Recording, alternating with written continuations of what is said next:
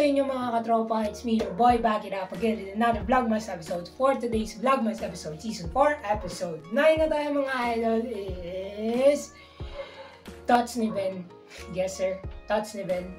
Nakikita nyo naman sa title, diba? Vlogmas Season 4, X Thoughts ni Ben. So yun, we're gonna talk about something.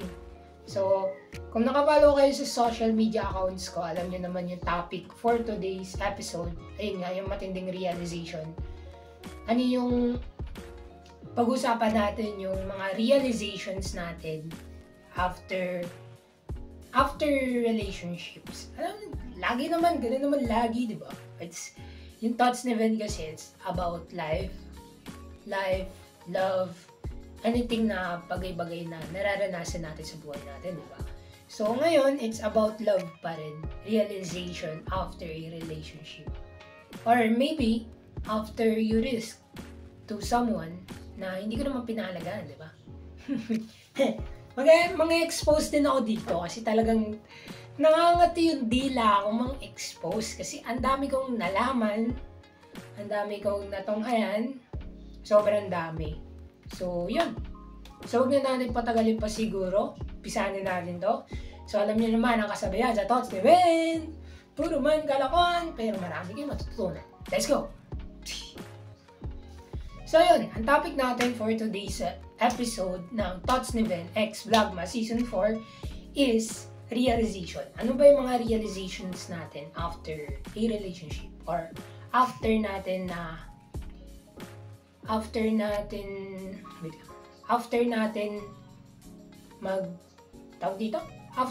mag-risk sa isang tao.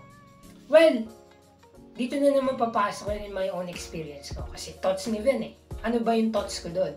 So it means, sarili ko yung pinag-uusapan. Pero sooner or later, magkakaroon tayo ng mga guest na makakausap natin. So malalaman din natin yung side nila, yung thoughts nila. At hindi lang naka-specific sa thoughts ko. Kumbaga kasi, yung thoughts ni Ben, specific lang siya sa thoughts ko eh. Siyempre, may differences pa rin tayo.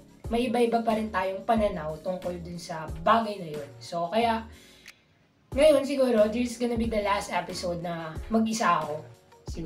Siguro, hindi natin sure, pero this is gonna be the last episode na mag-isa ako sa thoughts ni Ben. Kasi, sooner or later, magkakaroon tayo ng mga makakausap natin dito na pwede nating kausapin or makipagkwentuhan tayo sa kanila kung ano ba yung thoughts nila about dun sa topic na yun. So may mga topic na mauulit at may mga topic na bago sa inyong pandinig. Pero ngayon, ang realization yung topic natin.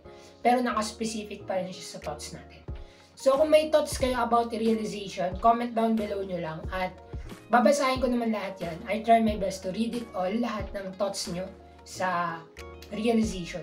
So, in my own experience kasi, yung realization ko, it's not just about the relationship, the past relationship that I've been through. It's also about the person who I risk. Lahat, nirisk ko sa kanya. But, hindi niya ako nakita, hindi niya ako naramdaman, hindi niya pinahalagahan yung mga kaya kong ibigay. So, tatanungin niyo ako, anong feeling ng ganun? Masakit, syempre. Kasi you did your best to show your love, care, you give time, attention, assurance, princess treatment, anything that you can ever really imagine to a perfect man. Binigay mo lahat. Ginawa mo yung best mo. Pero hindi niya nakita, hindi niya naramdaman, hindi niya rin pinahalagaan. So, what you're gonna do with that? Wala. Kasi, people nowadays, hindi nila talaga na-appreciate yung mga taong nasa kanila na.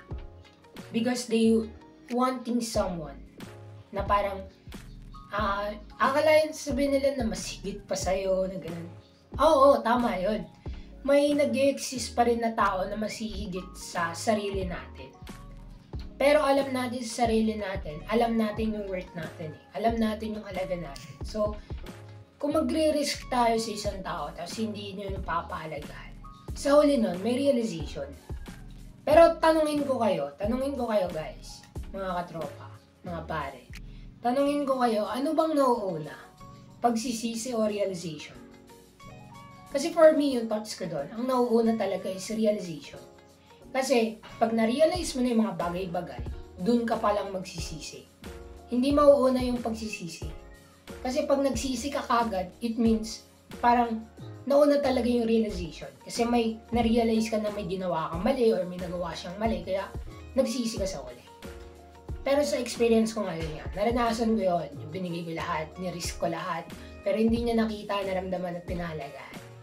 So, wala nang magagawa doon. Kasi yung isa sa goal ko talaga kasi ngayon this year is hindi na ako magiging people pleaser. Kumbaga, hindi ko na ipipilit yung sarili ko sa taong never naman ako nakita at never naman nakita yung worth ko, di ba? So, me as a man, I'm just trying to express what I felt for a specific person. Pero kung hindi naman niya ako nakikita at nararamdaman, well, hindi mag-workout yun. Alam ko na yan, simula umpisa pa lang. Ako lang talaga yung tanga, sinasabi sa akin ng mga pinsan ko. Ako lang daw talaga yung tangang bumabalik sa ganun. Pero I just realized something right now. Buti na lang pala natauhan na ako for the last time. Bakit? Kasi, yun na, lumabas na yung minor cheating niya mga pare. Nagpe-play safe kasi siya eh. Parang play safer siya, parang pinipilit niya na wala siyang maling ginawa. Pero also meron din talaga. Ipapaliwanag ko yun dito, kung paano nangyari yun. Kasi marami nga siyang tropa lalaki, which is goods lang yun. Okay, hindi big deal yun. Hindi big deal yun ha, tropa lalaki. Pero kung magpapa-profile ka, may kausap ka, tapos nakikipag-comeback ka sa isang nakaraan mo, kung ganun hindi tama yun. Huwag kang sasama sa lalaki na kaibigan mo, kung ikaw lang, kung kayo lang dalawa. Sumama ka kung marami kayong babae, kung dalawa kayo or tatlo, basta huwag kang sasama kung ikaw lang mag-isa nag-iisang lalaki or babae, di ba? Ayun yung thoughts dun eh. Kasi talagang ngayon kasi lahat ng gawin natin, pasok na siya sa cheating. Hindi natin mapagkakaila yun. Hindi natin maiiwas yun. Kasi ang mga mata ng tao, lalo na sa ngayon, sa panahon ngayon na ang daming break-up na ang cause is cheating. So, in that point, ang punto ko doon is kahit anong gawin natin, kung nakikipag-comeback ka sa nakaraan mo, kung may ina-entertain ka, huwag kang magpapa-PF. Huwag kang magpapa-DP. Bakit? Papasok yun sa minor cheating. Masasaktan lang din yung binabalikan mo pag nalaman yun. Kasi diba, kinakausap niya kasi pinsan ko eh. May mga pruweba kami na hawak kung sakaling baliktarin kami na sabihin eh, kami yung naninira at kami yung gumagawa lang ng kwento. Kaya may mga proofs kami na pwede naming ilabas if ever na mabaliktad niya yung kwento. Kasi ganun talaga ako. Ako kasi, nagsasalita ako pag may nalaman ako at may mga pruweba ako. Hindi ako nagsasalita ng walang patunay. Okay? Meron akong mga witnesses, meron akong mga screenshots, basta marami akong proofs eh. Kung babaliktad niya sa akin lahat ng kwento, humanda ka na kasi masisira yung buhay mo. Sinasabi ko. Ako kasi, lumalabas yung toxic traits ko once I realize something.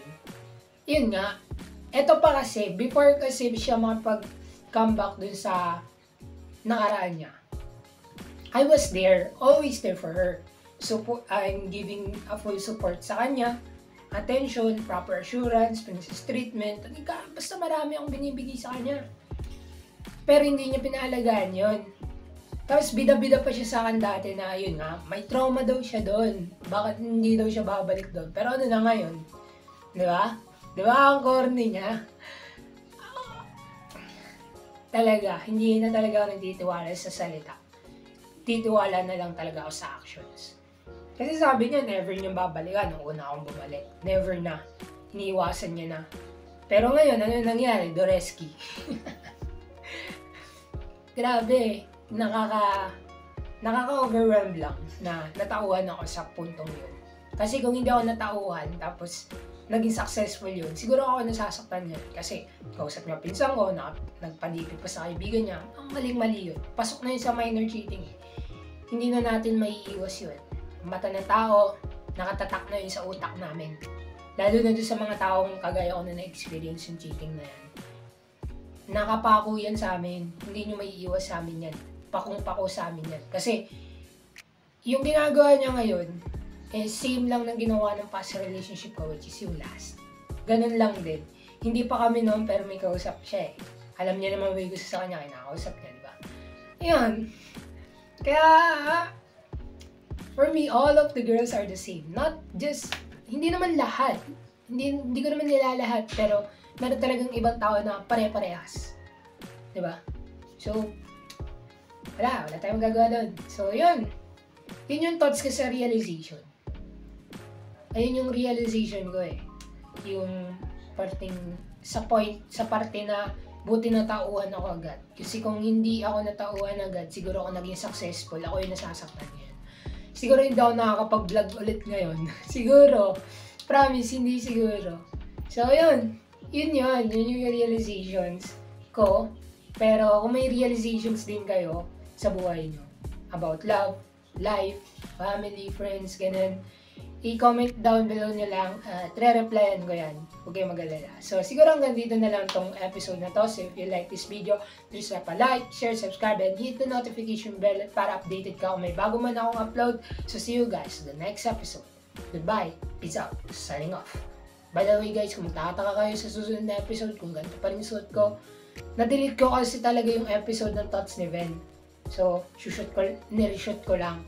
Tapos, nag-shoot ulit ako ng isa pa, which is yung kapatid update. Let's go. Basta, abangan nyo na lang.